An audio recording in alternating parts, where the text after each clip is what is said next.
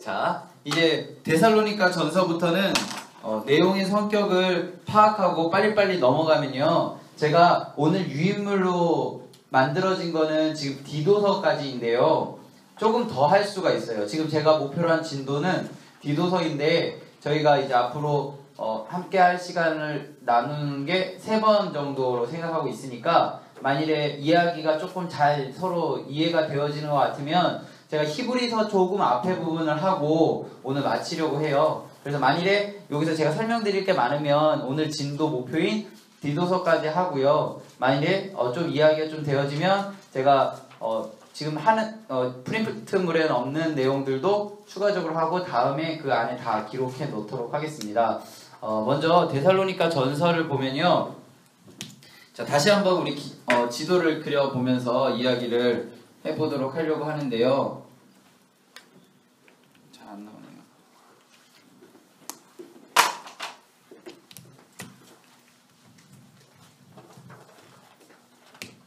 자, 이제는 어느 정도 이 그림을 그리면 대충 이제 아시죠? 자, 여기가 예루살렘입니다. 예루살렘. 여기서 이제 쭉 이렇게 올라가잖아요. 혹시 기억나세요? 이렇게 퍼져나가기 시작한 이유가 사도행전 7장에 나오는 스데반의 그 순교 사건 때문에 이렇게 퍼져나가기 시작한 겁니다. 그래서 사도 바울의 원래 의도는 이쪽이 아시아거든요. 아시아, 이쪽이 유럽. 어디로 가려고 했죠? 아시아로 가려고 했어요. 그런데 사도행전 16장에 따르면 이 아시아로 가려는 바울을 예수의 영이 막아서 계속 이쪽 서쪽으로 계속 밀려났던 거예요. 그 밀려서 결국 간 곳이 드로아라는 지역까지 가게 되죠. 여기까지가 16장의 이야기고요. 여기서 드로아에서 꿈을 꾸는데 이 유럽이라고 하는 이쪽을, 이 북부 이쪽 반도라고 해야 되나요? 하여간 여기를 성경에서는 마게도냐라고 표현을 하거든요. 그래서 아시아 사람들의 모양에 익숙하던 바울이 꿈을 하나 꾸는데 하여간 요 건너편에 있는 마게도냐 사람이 꿈에 나타나서 들어오라고 하죠. 그래서 이렇게 들어갔어요. 요 첫 성의 이름이 뭐였어요? 네, 빌립보. 네, 이제 좀 잘 아시네요. 빌립보에 갔어요. 네, 감사합니다. 네, 빌립보에서 감옥에 잡혀서 문이 열리고 나왔잖아요. 사도행전에서. 그래서 뭐 주 예수를 믿으라, 뭐 너와 내 집이 구원 얻으리라, 막 이런 얘기 하잖아요. 빌립보 감옥에서. 그래서 간 곳이 어디가요? 사도행전 17장인데 오늘 성경에 나오는 데살로니가라는 지역에 가게 됩니다. 데살로니가라는 지역에 가게 되고요. 이 지역에 대해서 이제 같이 공부할 거고요. 자, 데살로니가에서 안식일을 3번 경험하고 소동이 일어서 좀 쫓겨나듯이 이렇게 가게 돼요. 그래서 간 곳이 베레아라는 지역에 가게 되고, 베레아라는 지역에서도 여기서는 잘 지내는데 이 데살로니가 빌립보에서 자신을 계속 이렇게 괴롭히던 사람들이 베레아까지 쫓아와서 바울을 괴롭히죠. 그래서 베레아에서도 나와서 아덴에 가게 됩니다. 아덴에서 많은 사람들 앞에서 아레오바고라는 그런 공간이 있는데요. 거기서 이제 이야기를 하고, 바울은 요 섬 같은 데가 아가야라고 하는데요. 이 아가야의 수도라고 하는 고린도에서 1년 6개월을 사역을 하게 되죠. 이때 함께 했었던 사람이 이름이 뭐였냐면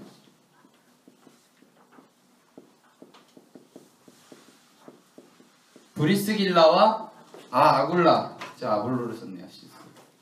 브리스길라와 아굴라입니다. 이 사람과 함께 1년 6개월 동안 동역을 하게 돼요. 그래서 고린도 교회에서 다시 예루살렘으로 이제 돌아가는 길에 에베소를 들리게 되고요. 에베소에서 이제 예루살렘으로 갔다가 다시 예루살렘에서 에베소에 가서 3년 동안 사역을 하게 되죠. 이때 에베소에 한 사람이 찾아오는데 그 사람은 아볼로라는 사람입니다. 이 아볼로라는 사람을 브리스길라와 아굴라와 브리스길라가 교육을 시켜서 어디로 파송을 하냐면 고린도로 파송을 하죠. 고린도로. 그래서 에베소에서 바울이 함께 사역을 했던 브리스길라와 아굴라가 아볼로를 교육을 시켜서 고린도로 파송해서 문제들이 발생하게 되죠. 그 문제들이 발생해서 고린도에서 다시 에베소에 있는 바울에게 글로에의 집사람들이 문제를 가지고 와서 그것에 대한 답변으로 쓰여진 책이 고린도 전서예요. 여기까지 잘 따라오고 계시죠? 고린도 전서를 읽어본 고린도 교회 사람들이 그걸 받아들이기에는 자신의 신분이나 상황이 그것을 받아들이기에는 조금 힘들었어요. 근데 바로 거부하기에는 조금 상황적으로 바울이 개척한 상황이나 이런 여러 가지 것 때문에 거부할 수 없었어요. 그러다 보니까 바울의 그 가르침을 거부하기 위해서 내놓은 것이 무엇이냐면 너 사도냐예요. 사도. 그래서 바울이 다시 편지를 씁니다. 그래서 그 편지가 뭐냐면 고린도 후서예요. 고린도 후서 편지의 그럼 핵심 내용은 뭐예요? 나 사도다입니다. 아시겠죠? 그래서 고린도 전서는 고린도 교회에서의 문제를 글로의 집사람들이 갖고 온 것에 대한 답신. 그러니까 고린도 교회의 문제들이죠. 첫 번째로 뭐 당파라든지, 두 번째로는 뭐 음행 문제, 뭐 서로 고발하는 문제, 그리고 뭐 우상의 재물을 먹는 문제, 우상의 제전에 참여하는 문제, 뭐 결혼하는 문제, 그리고 또 기타 등등의 여러 가지 것들이 있잖아요. 뭐 부활 문제까지. 그런 여러 가지 것들을 가져가서 다시 가지고 와서 그걸 듣는 데에 잘 받아들이기 힘드니까 다시 편지를 한 게 고린도 후서. 여기까지 이해되시죠? 그래서 여기 보면 또 지금 고린도 후서까지 했고, 그 다음에 고린도 전후서, 갈라디아서에 대한 설명을 드릴게요. 갈라디아서에 대한 설명은 예루살렘에서 바울이 가는 계속 뒤를 이어서 유대인들이 따라왔어요. 계속. 그러니까 바울이 세워놓은 곳에 다시 유대인이 가서 터전을 잡으려고 하는데 다시 계속 터전을 잡으려고 할 때 결국에는 안 되니까 이 갈라디아라는 지역에서 바울의 그 이야기들 속에서 해결되지 못한 것들이 뭐예요? 해결되지 못한 것들이 집사님 이거 끝나고 적어달라고. 네, 지금 이 친구도 들어야 되니까. 네. 갈라디아 하는 것도 여기서도 똑같은 일이 반복되니까 이 사람들이 바울이 이야기한 복음, 그러니까 기준을 복음이 아니라 율법을 가지고 이야기를 하게 되는 거예요. 그래서 갈라디아서에서 중요한 표현이 뭐였다고 그랬어요? 어리석도다 갈라디아 사람들아. 왜요? 성령으로 시작했다가 왜 육체로 마치려고 하느냐?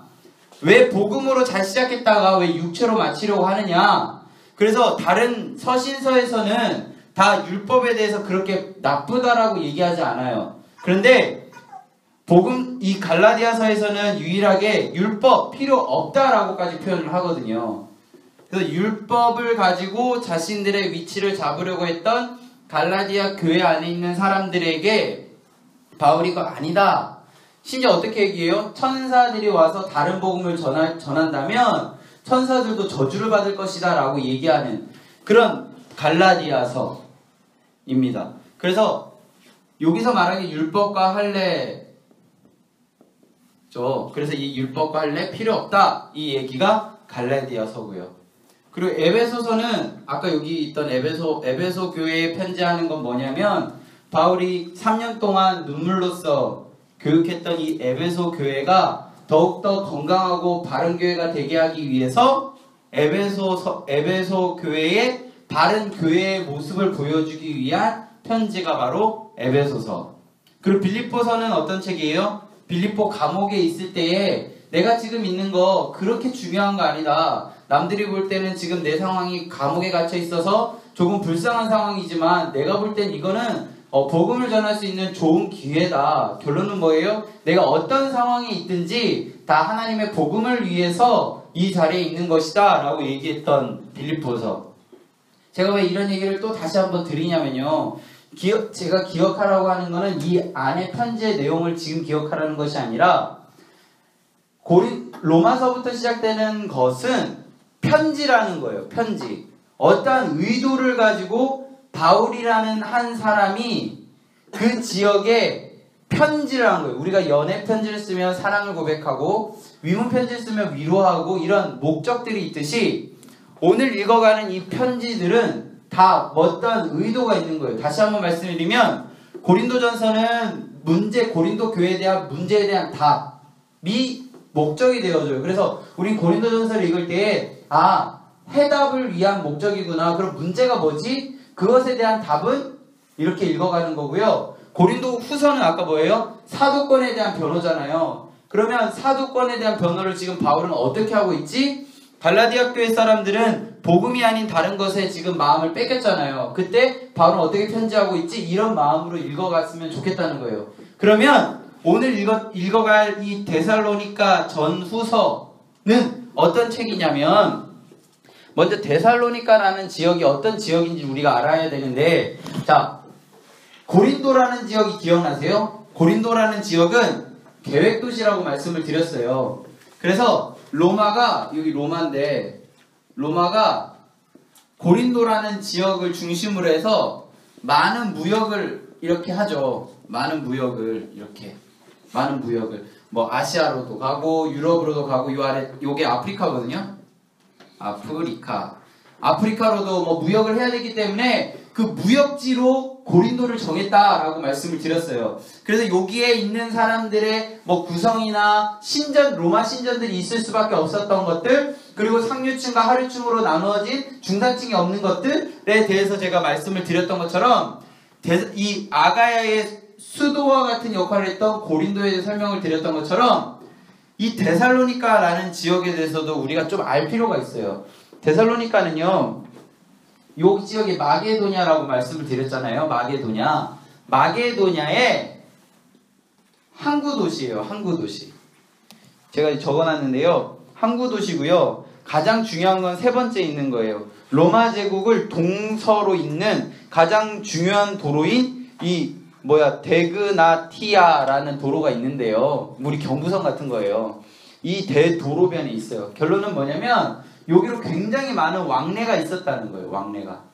여기는 무역의 중심지였고 계획도시였다면 요 데살로니가라는 지역은 원래 있었고 굉장히 도로 요충지였다라고 생각하면 돼요. 그러면 여기에 굉장히 많은 사람들이 왔다 갔다 했겠죠. 그리고 이 지역에 대해서 로마도 굉장히 많은 관심을 갖고 있었을 거예요. 이 지역에 이제 바울이 들어간 거예요. 바울이 이 지역에 들어가기 직전에 어디 있었어요? 빌립보에 있었어요. 빌립보 감옥에서 어떠한 우리 성경에 기록되어 있는 초자연적인 문이 열리고 이런 사건들을 통해서 빌립보 감옥에서 나와 처음 간 곳이 바로 데살로니가라는 지역이었다는 겁니다. 이 지역에 갔을 때에 바울은 어떻게 했을까요? 담대히 전했겠죠.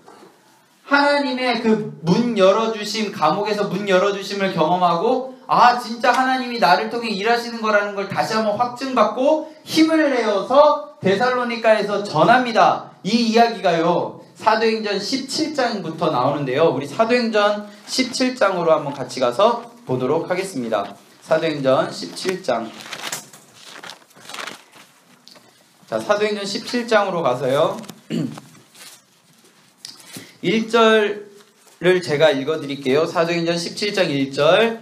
그들이 암비볼리와 아볼로니아로 다녀가 데살로니카에 이르니 거기 유대인의 회당이 있는지라. 자, 유대인들이 모이는 장소가 있는 거예요. 2절 보겠습니다. 2절 시작. 바울이 자기의 관례대로 그들에게 다가가서 새 안식일에 성경을 가지고 강론하여. 안식일 몇 번이요? 새 안식일. 그러니까 바울이 여기에서 3주에서 길면 5주 정도 있었던 거예요. 그러니까 한 달 정도 있었던 거죠. 한 달 정도 있었는데 3절 같이 읽습니다. 뜻을 풀어 그리스도가 해를 받고 죽은 자 가운데서 다시 살아나야 할 것을 증언하고 이르되 내가 너희에게 전하는 이 예수가 곧 그리스도라 하니. 바울이 전한 건 굉장히 간단해요.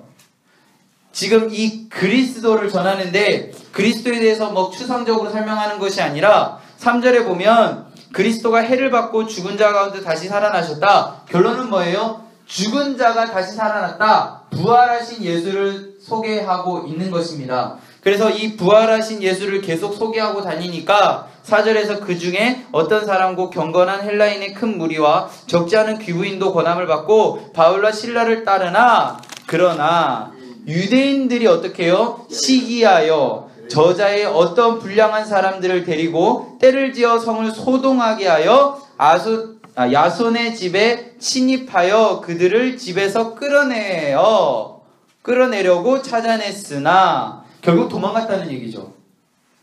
지금 바울이 부활하신 예수 그리스도를 전해서 많은 사람들인지 적은 사람들인지는 잘 모르겠지만 전도되어지고 있는 이 과정 속에서 누가 시기했어요? 유대인들이 시기했어요. 왜 유대인들이 시기했을까요? 가는 곳마다 자기보다 먼저 가서 복음을 뿌렸던, 터전을 닦았던 바울의 모습도 시기했고요. 전한 내용이 뭐예요? 자신들이 십자가에 못 박혀 죽인 예수가 다시 살아났다라는 그 부활복음을 전하고 있는 거거든요. 그러면 이 부활복음을 전할 때에 가장 타격을 입는 무리가 어디냐면 예수를 십자가에 달려 죽게 한 유대인들이거든요. 그러니까 자기들이 들을 때 굉장히 거리끼는 거예요. 고린도 전서도 왜 십자가의 도가 멸망하는 자들에게 미련한 것이요 할 때 십자가의 도가 거리끼는 거라고 얘기하냐면 그걸 주로 듣는 사람들이 유대인이었거든요. 그래서 고린도전서 1장을 보면 유대인들이 십자가에 대한 이야기를 들을 때 굉장히 불편했어요. 그래서 아볼로가 와서 십자가에 대한 이야기를 안 하고 사람의 지혜로 하는 이야기를 들을 때 이게 먹혔던 거예요. 그래서 고린도 교회의 사람들이 건조한 바울의 십자가 복음을 거부하고 뭔가 화려하고 고급 언어를 많이 사용하는 아볼로의 이야기가 먹혀가기 시작했던 이런 환경들이 데살로니가에도 있었다는 겁니다. 그래서 유대인들 앞에서 예수 그리스도의 십자가의 부활 복음을 얘기하면 그거 듣는 것 자체가 불편함이에요. 우리에게도 뭔가 불편한 이야기들이 있어요. 그런데 유대인들이라는 집단은 십자가만 얘기하면 불편해요. 아, 내가 죽였는데, 내가 십자가에 달려 죽게 한 민족인데, 근데 그 분이 예수 그리스도고 그가 죽은 것에서 끝난 것이 아니라 다시 살아나셨다는 것을 전하는 바울이 눈의 가시처럼 들어왔던 겁니다. 그래서 6절을 보면요, 발견하지 못하여 야손과 및 형제들을 끌고 읍장에 가서 소리질러 이르되 뭐라고요? 천하를 어지럽게 하던 이 사람들이 여기도 이름에 야손이 그들을 맞아 들였도다. 이 사람들이 다 가이사의 명령을 거역하여 말하되 다른 임금 곧 예수라는 이가 있다 하더이다.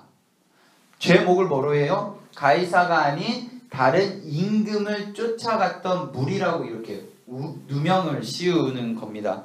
그래서 결국 여기 보면 9절에 보면 보석금을 받아 놓아줌을 받는데요. 데살로니가라는 지역에서 바울이 사역했을 때에 바울은 두 가지를 경험합니다. 처음에는 빌립보 감옥에서 이루어졌던 하나님 성령님의 일하심, 기도하고 찬양하니까 감옥문이 막 열리고 정말 이 사람의 생각으로는 감당하기 힘든 이런 기적을 경험했어요. 그러니까 하나님이 나를 보호하신다는 확신이 있었죠. 그래서 데살로니가로 갔습니다. 갔는데 전도하니까 사람들이 믿어요. 그런데 그를 시기하는 사람들이 있었다는 사실이죠. 그걸 견디지 못해서 바울 정말 확신 가운데 있는 이 바울도 안식일을 3번밖에 지내지 못할 정도로 심한 박해가 있었던 바울, 소동 때문에 베레아로 넘어가게 되죠. 그러면 남아있는 데살로니가에 있는 그리스도인들은 어땠을까요? 바울은 떠나면 그만인데요. 남아있는 이 그리스도인들은 엄청난 박해 속에 그대로 노출되어 있었다는 거예요. 그 바울이 떠난 그 자리에 남겨진 그리스도인, 박해 속에서 견디지 못하는 그리스도인에게 바울이 편지한 거예요. 그럼 바울은 무슨 얘기를 했을까요? 우리 다음 쪽으로 넘어가서 한번 보면요. 62페이지에 보면 바울이 이야기해요. 힘내라. 그 힘내라는 내용이 바로 데살로니가 전서입니다.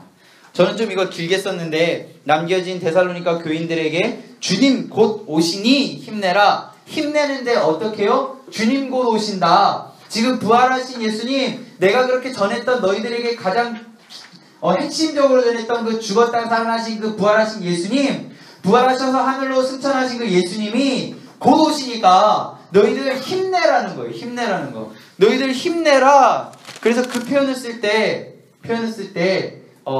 예수님이 곧 오신다라는 표현을 성경은 어떻게 표현하냐면 강림이라고 표현하는 거예요. 그래서 데살로니가 전서 1장부터요 5장까지 마지막 절을 보시면 다 강림이라는 단어가 나와요. 우리 같이 한번 볼까요? 제가 절은 다 써놨는데요. 1장 10절부터 한번 보겠습니다. 1장 10절 같이 읽어볼까요? 데살로니가 전서 1장 10절 읽습니다. 죽은 자들 가운데서 다시 살리신 그의 아들이 하늘로부터 강림하실 것을 너희가 어떻게 기다리는지를 말하니. 어떻게요? 강림. 그죠? 2장 마지막 절 한번 볼까요? 2장 마지막 절 하나위 19절입니다. 2장 19절 시작. 우리의 소망이나 기쁨이나 자랑의 면류관이 무엇이냐? 그가 강림하실 때 우리 주 예수 앞에 너희가 아느냐? 강림이라는 단어가 2장 마지막 절에도 있어요. 자, 3장으로 가볼까요? 우리 3장 13절에 보면 나오는데요. 마지막 절인데요. 우리 같이 읽겠습니다. 너희 마음을 굳건하게 하시고 우리 주 예수께서 그의 모든 성도와 함께 강림하실 때에 하나님 우리 아버지 앞에서 거룩함에 흠이 없게 하시기를 원하노라. 1장, 2장, 3장 마지막 절에 강림이라는 단어가 계속 나옵니다. 자, 그럼 4장에도 나와야 돼요. 4장 우리 15, 16절 보겠습니다. 4장 15, 16, 17절은요 데살로니가 전서에서 가장 중요한 절 중에 하나예요. 자, 15절 먼저 읽겠습니다. 15절 시작. 우리가 주의 말씀으로 너희에게 이것을 말하노니 주께서 강림하실 때까지 우리가 살아남아 있는 자도 자는 자들보다 결코 앞서지 못하리라. 언제까지요? 강림하실 때까지. 16절 시작. 주께서 호령과 천사장의 소리와 하나님의 나팔 소리로 친히 하늘로부터 강림하시니 그리스도 안에서 죽은 자들이 먼저 일어나고 쭉쭉쭉쭉쭉쭉. 어떤 모습을 그리고 있어요? 예수 그리스도가, 승천하신 예수 그리스도가 다시 강림하시는 것을 지금 계속 이야기하고 있는 거예요. 자, 그럼 5장에도 나와야겠죠. 5장 23절 가겠습니다. 5장 23절 23절입니다. 5장 23절 시작. 평강의 하나님이 친히 너희를 온전히 거룩하게 하시고 또 너희의 온 영과 혼과 몸이 우리 주 예수 그리스도께서 강림하실 때에 흠없게 보존되기를 원하노라. 영혼 몸. 이번 담임 목사님 새벽 예배 설교 때 제일 처음에 첫날 이 얘기를 하셨어요. 네, 날짜도 기억하시네요. 아, 적어놓으셨어요? 제가 그거 들으면서요. 아, 우리 교회 진짜 수준 있다. 사실 그거 신학교에서 정도 되는 그런 굉장히 좋은 강의거든요. 보통 새벽 예배 되게 졸릴 때 듣기 힘든데 딱 제가 방송실에서 이게 카메라로 모니터를 하거든요. 한 분도 안 주무시고 엄청 열심히 듣더라고요. 제가 이렇게 얘기를 드리는 이유는 영혼 몸이라는 걸 기억하시라고. 그때 설교 혹시 기억하시라고. 우리들의 몸이 영혼 몸으로 구분되어 있는 것 담임 목사님이 새벽 예배 때 하셨던 거 기억하시라고 말씀을 드리는 거고요. 자, 다시 이야기로 돌아와서 데살로니가 전서를 왜 썼다고요? 힘들고 어렵고 박해 속에 있는 그리스도인, 남겨진 그리스도인들에게 힘내라. 왜? 주님 곧 오시니까. 이것만 기억하면 됩니다. 그럼 주님 곧 오시니까 해야 되는 거 뭐예요? 여기 보면요, 4장 3절입니다. 주님 곧 오시니까 너희들 4장 3절, 자, 같이 읽겠습니다. 시작. 하나님의 뜻은 이것이니 너희의 거룩함이니라. 어떻게요? 너희의 거룩함이래요. 하나님, 예수님이 곧 오시는 강림을 기다리는 너희들에게 가장 필요한 것은 무엇이냐면 거룩함이야 라고 이야기하는 건데요. 이때에 거룩함이라고 하면 너무 어렵잖아요. 그래서 바울이 친절하게 다 써놨어요. 우리 보면요, 어떤 거냐면 음란을 버리고 각각 거룩함과 존귀함으로 자기 아내를 대할 줄 알고 하나님을 모르는 이방인과 세욕을 따르지 말고 이 일에 분수에 넘어 형제를 해하지 말라. 이는 우리가 너희를 미리 말하고 증언한 것과 같이 이 모든 것을 주께서 신원하여 주시리라. 결국은 뭐예요? 음행하지 말라는 겁니다. 그러니까 강림하신 그날까지 우리가 붙들어야 될 하나님의 뜻은 거룩함입니다. 세상과 구분됨이 아니라 세상 속에서 그리스도인으로 살아내는 거죠. 박해 속에 있는 이 상황 속에서 배교하는 것이 아니라 거기선 그렇게 살고 여기선 이렇게 사는 것이 아니라 항상 그리스도인으로서 살아내는 거죠. 그게 데살로니가 전서에 있는 바울이 박해 속에 있는 그리스도인들에게 하는 이야기의 핵심입니다. 그래서 바울이 꼭 기억해야 되는 것들은 1장 9절에서부터 그 거룩함을 유지하기 위해서는 잊어버리지 말아야 될 핵심 가르침이 있는데요. 1장 9절과 10절의 이야기예요. 1장 9절과 10절은요, 바울이 선교를 다닐 때에 가장 핵심으로 삼았던 이야기들이거든요. 그 세 가지 이야기가 있는데 첫 번째 이야기는요, 9절 하반부에 보면 나오는데 9절 하반부 맨 뒤쪽에 보면 뭐라고 나와요? 살아계시고 참되신 하나님. 너희들이 기억해야 되는 건 뭐냐? 첫 번째, 살아계시고 참되신 하나님. 이걸 기억하는 첫 번째. 두 번째 핵심은 뭐예요? 자, 10절에 보면 두 번째가 나오는데요. 죽은 자들 가운데서 다시 살리신 그의 아들. 자, 처음 성부 하나님, 두 번째 성자 예수님을 얘기하는 거죠. 그죠? 자, 세 번째, 하늘로부터 강림하실 것을 너희가 어떻게 기다리는지를 말하니. 이제 재림하시는 예수님을 기다림, 이 세 가지를 얘기했던 거예요. 그래서 제가 여기 나눠드린 유인물에 세 가지를 기록했는데요. 첫 번째 핵심 가르침은 살아계시고 참되신 하나님, 두 번째는 죽은 자들 가운데서 다시 살리신 그의 아들, 부활을 얘기했다는 거고, 세 번째는 그의 아들이 하늘로부터 강림하실 것, 예수의 재림을 얘기했다는 겁니다. 이 세 가지가요, 바울이 돌아다니면서 했던 가장 핵심적인 세 가지예요. 아까 사도행전 17장도 기억나세요? 거기서 이야기한 게 뭐예요? 부활이잖아요. 부활. 세 가지 기억하세요? 첫 번째 하나님, 두 번째 부활, 세 번째 재림.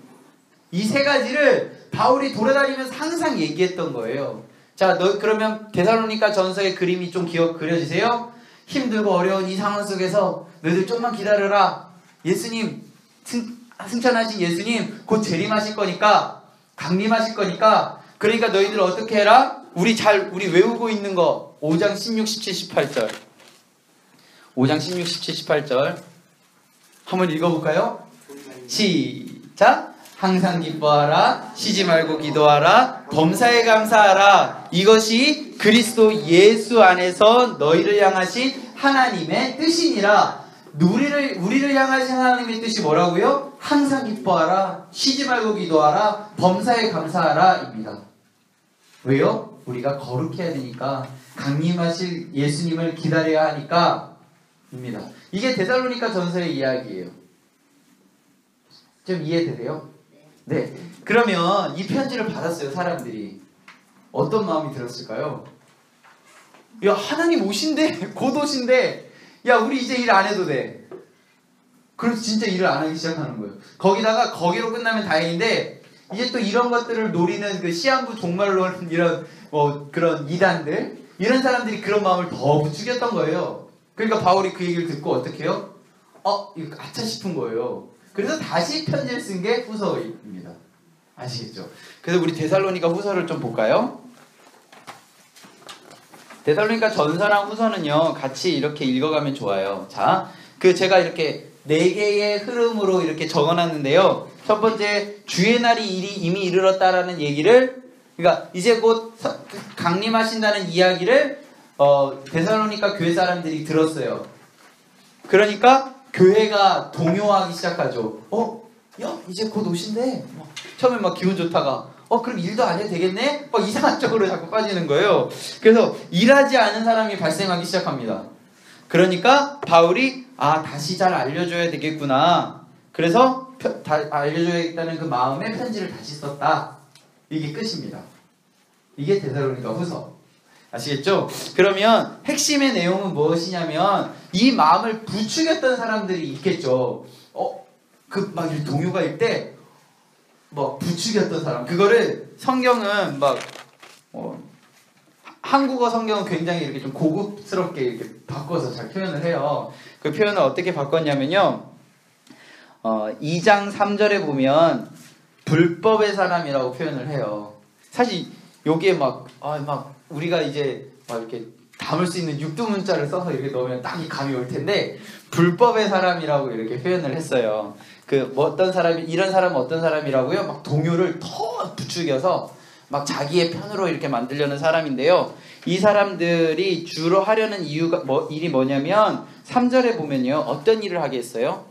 배교하는 일을 하게 한 거예요. 그리스도인으로 살아가는 이 길에서 아까 거룩함으로 살라고 그랬잖아요. 그 일에서 벗어나게 하는 일들을 이 불법의 사람들이 동요를 이용해서 사용했다는 거예요. 그 사람은 어떤 사람이냐면 4절에 보면 대적하는 자라고 다시 표현이 돼요. 불법의 사람은 곧 대적하는 자. 이 사람들의 특징이 있어요. 특징은 4절 마지막에 보면 나오는데 자기를 하나님이라고 내세우는 사람입니다. 그래서 혹시 저보다 한 명 빼고 저보다 다 오래 사셨으니까 시한부 종말에서 다미성교회라고 혹시 아시죠? 그때 제가 고등학교 2학년이었거든요. 2학년인가? 하여간 고등학생이었어요. 고등학생이라서 그때 제 친구들 중에 몇 명은 아예 학교도 안 오고 거기 이제 있던 애들은 배울 필요 없다고 하면서 그냥 거기가 살았어요. 그냥 막 그런 애들도 있었고 그렇게 이게 동요하는 사람들, 이단들의 특징이 뭐예요? 자기를 하나님으로 만들잖아요. 자기 말이 곧 법이라고 이야기하고 그 모습이 지금뿐만 아니라 이 데살로니가 교회 안에도 있었다는 겁니다. 그래서 첫 번째는 잘못된 가르침 속에서 바른 가르침으로 이야기할 때 첫 번째 이야기했던 게 뭐라고요? 불법의 사람을 주의해라. 대적하는 자, 자기를 하나님으로 내세우는 자를 주의해라. 그리고 두 번째로 그 사람들이 오해했었던 그 재림에 대한 이야기를 다시 잘 알려줍니다. 2장 1절부터 12절까지가 그 이야기인데요. 우리는 1절을 같이 읽겠습니다. 2장 1절. 자, 데살로니가 후서 2장 1절입니다. 시작. 형제들아, 우리가 너희에게 구하는 것은 우리 주 예수 그리스도의 강림하심과 우리가 그 앞에서 모임에 관하여 영으로나 또는 말로나 또는 우리에게 받았다는 편지로나 주의 날이 이르렀다고 해서 쉽게 마음이 흔들리거나 두려워하거나 하지 말아야 한다는 것이다. 너희들이 이야기를 듣고 마음이 두렵거나 흔들리거나 동요되어지는 것을 우리는 원하지 않는다. 너희들 하던 대로 해라. 왜 갑자기 그 편지 하나 가지고 너희들의 마음이 동요되니? 내가 원하는 건 그것이 아니다 라고 이야기하면서 이때 너희들의 마음을 3절에 보면 미혹하게 하는 사람들이 있는데 배교하는 사람들, 불법의 사람들, 대적하게 하는 사람들, 자기를 하나님이라고 생각하는 사람들 인데 8절에 보면요. 그때에 불법한 자가 나타나리니 주 예수께서 그의 입의 기운으로 그를 죽이시고 강림하여 나타내심을 폐하실 것이다.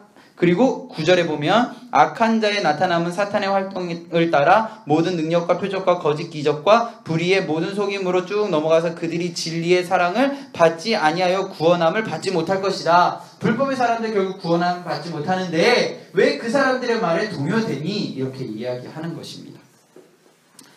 그리고 쭉 보면요. 그래서 너희들은 어떻게 해야 하냐면요. 2장 15절 이야기를 하는데요. 2장 15절 같이 읽겠습니다. 시작. 그러므로 형제들아 굳건하게 서서 말로나 우리의 편지로 가르침을 받은 전통을 지키라. 고린도전서 이 편지를 받고 동요하는 것이 아니라 너희들의 교회의 전통을 지켜라 라고 이야기하는 겁니다. 그리고 마지막으로요. 아까 말했듯이 그 편지를 듣고 막 일 안 하는 사람들 있었잖아요. 그 사람들에게 3장 6절에서부터 12절까지 말씀을 통해서 게으름을 경계해라 라고 이야기합니다. 이 이야기는 곧 뭐예요? 우리 잘 알지만 우리 한 절만 제가 찾아서 보면요. 10절을 보면 10절 중간부터 제가 읽어볼게요. 누구든지 일하기 싫어하거든 먹지도 말게 하라 이렇게 얘기했습니다. 그러면서 13절 말씀을 보면 형제들아 너희는 선을 행하다가 낙심하지 말라 이렇게 이야기하고 있습니다. 데살로니가 전서와 데살로니가 후서는 이렇게 한 번에 읽어낼 수 있는 책이죠. 어떻게 어렵지 않으시죠? 네, 감사합니다. 그래서 우리가 데살로니가 전 후서를 이렇게 마치고요. 디모데 전서까지 하고 잠깐 쉬도록 하겠습니다. 디모데라는 사람에 대해서 제가 잠깐 소개를 드릴게요. 이걸 또 한 번 또 다시 지우고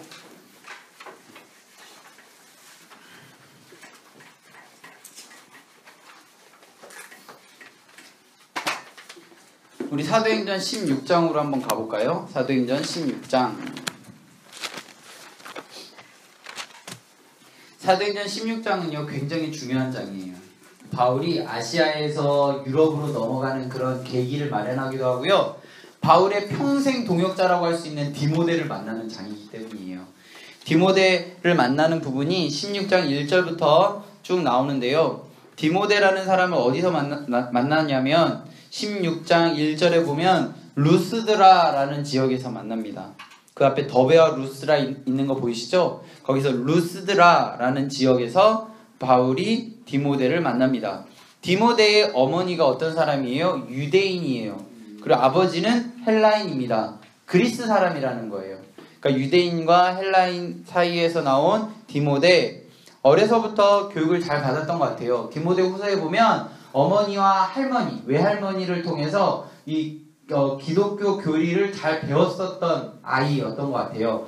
그래서 이 사람을 2절에 보면 디모데는 루스드라와 이고니온에 있는 형제들에게 칭찬을 받은 자니 바울이 그를 데리고 떠나고자 할새 그 지역에 있는 유대인으로 말미암아 그를 데려다가 할례를 행하니 이는 그 사람이 그의 아버지가 헬라인인 줄 다 알미라. 그렇게 해서 디모데를 16장부터 데리고 다니기 시작해요. 16장부터. 그러니까 아시아에서 유럽으로 넘어갈 시점에서 만난 곳은 아시아 근방이겠죠. 그걸 만나서 이제 유럽으로 넘어갈 때 본격적으로 사역할 때 함께 했었던 디모데에게 바울이 편지하는 겁니다. 자, 그럼 다시 우리 디모데 전서로 가서요. 지금 디모데는 어디 있는지를 우리가 볼 필요가 있는데 1장 3절을 한번 보시겠어요? 디모데는 지금 어디에 있어요? 디모데. 그쵸, 에베소에 있죠. 내가 마게도냐에 갈 때에 너를 권하여 에베소에 머물라 라고 했잖아요. 자, 그러면 에베소라는 지역은 어떤 지역이에요? 바울이 3년 동안 열심히 사역했던 지역이죠. 그리고 에베소서를 통해서 바울이 바른 교회의 모습을 만들려고 했던 지역입니다. 그러니까 소위 말해서 바울이 굉장히 공을 들였던 지역이에요. 거기에 우리의 개념으로 보면 담임 목사님으로 디모데를 보내는 거예요. 굉장히 공을 들였던 이 지역에 그곳의 목회자로 디모데를 보내는 거예요. 굉장히 의미 있는 거죠. 디모데를 어느 정도로 의지하고 믿었냐면 바울이요 그 자신을 대신해서 이렇게 친히 대사라고 해야 될까요? 그 뜻을 들고 이렇게 다른 나라에 가거나 이러는 사람의 역할을 할 때 항상 디모데를 사용했거든요. 여기 보시면 제가 그거 찾아서 넣어놨는데 65쪽에 3번을 보면, 세 번째 보면요, 데살로니가로 파송을 보낼 때도 디모데를 보냅니다. 그리고요, 고린도로 보낼 때도 디모데를 보내요. 그리고 빌립보에 보낼 때도 디모데를 보내요. 그러니까 주요 지역에 바울의 마음을 전할 때에 디모데를 보내요. 주요 지역에. 데살로니가 아까 말했듯이 마게도니아의 굉장히 중요한 지역이었잖아요. 고린도 뭐 말할 것도 없죠. 아가야의 수도였잖아요. 그리고 빌립보도 유럽의 첫 성이었기 때문에 굉장히 중요한 지역입니다. 이렇게 중요한 지역으로 바울의 뜻을 전할 때는 꼭 디모데를 보냈다는 사실이에요. 그러니까 바울이 많은 동역자들이 있지만 그 중에서 가장 믿고 아들이라는 표현을 썼던 자예요. 디모데가. 그러니까 친아들은 아니지만 아들과 같이 이렇게 정말 아꼈던 디모데를 제일 아꼈던 에베소에 파송을 하는 거예요. 지금 이 상황이. 파송을 해서 사역을 하려고 했더니 디모데가 조금 어렸어요. 보통 이렇게 디모데 교회 사람들, 에베소 교회 사람들보다 바울이 볼 때는 디모데가 조금 어렸어요. 그래서 여기 디모데 전서를 보면 연소하다라는 표현이 나오거든요. 그러니까 디모데가 좀 어렸었나 봐요. 그래서 이 상황에서 바울이 디모데에게 이 에베소라는 지역을 잘 목회해라 라는 마음으로 편지한 게 바로 디모데 전서입니다. 이해되시죠? 네. 그럼 이 뒤에 보면 디도서라는 편지가 있는데, 그러면 이 디도서라는 편지 같이 볼게요. 디도서는 말 그대로 바울이 디도에게 편지한 거죠. 그레데라는 지역에 있는 디도에게 편지를 한 거예요. 바울이 에베소에 있는 디모데에게 디모데 전서를 썼잖아요. 그죠? 바울이 그레데에 있는 디도에게도 편지를 하죠. 그게 디도서거든요. 그래서 지금 제가 왜 이걸 먼저 말씀을 드리냐면, 디모데 전서의 내용이랑 디도서의 내용이랑 굉장히 비슷합니다. 그래서 왜냐하면 목회하고 있는 자신이 파송해서 그 지역을 담당하려고 한 목회자들에게 하는 편지잖아요. 그러니까 목회를 잘 할 수 있는 매뉴얼 같은 거거든요. 그러면 그 안에 내용이 지역의 특성에 따라서 조금은 다르겠죠. 그런데 그 안에 있는 핵심적인 내용은 비슷할 수밖에 없는 거예요. 그래서 디모데 전서와 디도서의 내용이 굉장히 비슷하다는 겁니다. 여기까지 이해되시죠? 자, 그래서 디모데 전서를 우리 좀 보면요, 디모데 전서의 65쪽에 보면 제가 이렇게 크게 4글자로 썼는데 교회 7이라고 썼어요. 이거는 뭐냐면 교회를 잘 다스리는 방법, 잘 목회하는 방법, 이걸 7이라고 하거든요. 그래서 교회를 잘 다스리는, 그리고 양육하는, 그리고 뭐 이렇게 품는 이런 방법들을 이렇게 나열하기 시작하는데, 첫 번째로 뭐를 하라고 했냐면요, 거짓 율법 교사를 경계하라 라고 얘기했습니다. 바울이 많은 서신에서 가장 경계하는 게 무엇이었어요? 거짓 율법 교사예요. 그러니까 다른 복음을 전하는 사람이에요. 바울의 복음이 아닌 다른 복음을 전하는 자들 때문에 편지를 한 거거든요, 사실. 고린도 전서도 왜 편지했어요? 바울이 전한 복음이 아니라 다른 것들에 치우쳐서 예수 그리스도의 십자가의 복음이 아닌 사람의 말의 지혜를 따른 사람들에게 편지한 거잖아요. 갈라디아서는요, 예수 그리스도의 복음이 아닌 다른 복음을 쫓아갔던 율법이나 할례에 쫓았던 그 사람들에게 편지한 거잖아요. 아까 방금 봤던 데살로니가 후서에서 그들의 마음을 동요시킨 사람이 어떤 사람이에요? 불법의 사람이에요. 결국에는 바울이 쓴 모든 편지들의 핵심은 무엇이었냐면, 거짓된 것, 다른 복음 경계하고 그것을 다시 잘 받아들여서 원래 오리지널한 바른 복음으로 돌아가야 한다라는 거죠. 그래서 여기 보면 디모데 전서에서 바울이 가장 먼저 이야기한 것은 거짓 율법 교사를 경계해라입니다. 두 번째로요, 목회 기도를 어떻게 해라, 예배에서의 남자와 여자의 처신에 어떻게 해라, 그 세 번째로 3장에서 감독과 집사를 어떻게 세워라. 그러니까 그 바울이 이제 디모데를 이제 뭐 우리 개념으로 하면 담임 목사님도 세웠잖아요. 그럼 장로님도 세워야 되고, 권사님도 세워야 되고, 안수 집사님도 세워야 되고, 서리 집사님도 세워야 되고, 뭐 청년 회장도 세워야 되고, 이런 일들이 있어야 되잖아요. 조직되어져야 되니까. 그때에 이러이러한 룰 안에서 정해라 라고 이야기하고 있고요. 그리고 4장 1절에 다시 한번 이단에 대한 이야기를 다시 한번 해요. 그러니까 그 당시는 누가복음이나 뭐 각종 복음서 마찬가지지만 예수 그리스도의 복음이 아닌 다른 걸 가지고 자기 마음대로 자기의 편한 대로 해석하는 그런 이야기들이 굉장히 많았거든요. 그리고 헬레니즘 문화가 있어서 헬레니즘 문화는 영과 육을 따로 분리하는 그런 이분법적인 생각을 했거든요. 그래서 어떤 그 영지주의라고 혹시 들어보셨는지 모르겠는데 그 영지주의가 어떤 거냐면 영은 깨끗한 거예요. 육은 더러운 거예요. 영과 육이 함께 있을 수 없는 거예요. 그래서 우리의 몸은 더러운 거예요. 그래서 막 몸끼리 막 섞고 막 이런 것들을 금지하고 막 이렇게 자기들은 경건하다라고 이야기하는 정말 말도 안 되는 그런 영지주의부터 시작해서 수없이 많은 그런 이단 교리들이 판을 치고 있는 시절이었기 때문에 다시 한번 거짓 율법 교사를 얘기했지만 4장에서 다시 한번 이단에 대한 이야기를 하고요. 그리고 개인적으로 조언을 아까 얘기했던 디모데가 너무 어렸잖아요. 어렸을 때 이런 것들이 염려되니까 조심해라. 그리고 5장에서 그리고 그 교회 회중 안에 과부들이나 늙은 사람들에게 어떻게 해라 라고 이런 조언들, 6장에서 종들이나 부자에 대해서 어떻게 해라 라는 이런 얘기들을 전반적으로 이렇게 그냥 큰 제목만을 놓고 보면 디모데전서가 가장 아꼈던 에베소라는 지역에 디모데를 파송하고 그 교회를 잘 이렇게 양육하고 잘 이렇게 관리하기 위한 안내 매뉴얼이다라는 사실을 조금 볼 수 있는 거죠. 디모데전서 이 큰 그림을 보면요. 그래서 제가 이제 몇 개 구절을 좀 같이 보고 쉬려고 하는데요.